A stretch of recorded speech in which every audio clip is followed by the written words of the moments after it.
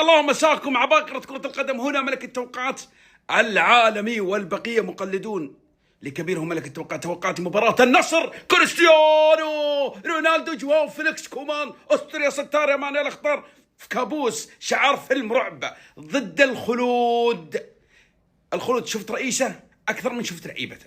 رئيسه ما شاء الله تبارك ما خلى مكان ما حضر فيه. تحس انه فرحان انه رئيس نادي. توقعاتي للمباراة ملك تغسح رقابة بمشيئة الله. سأل جيم أفواه الشامتين والفشلة. فوز النصر 100%. كرة القدم تعشق رونالدو. اليوم رونالدو راح يفوز النصر نتيجة ممكن 3 أو 4 ممكن توصل 5. نجمها راح يكون كريستيانو رونالدو هدف أو هدفين. جواو فيليكس راح يسجل.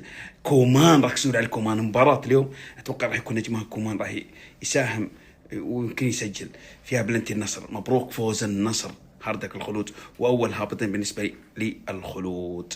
بالنسبة لي فريق صراحة ما شفت أنه عنده أسماء قوية. يلو ينتظركم.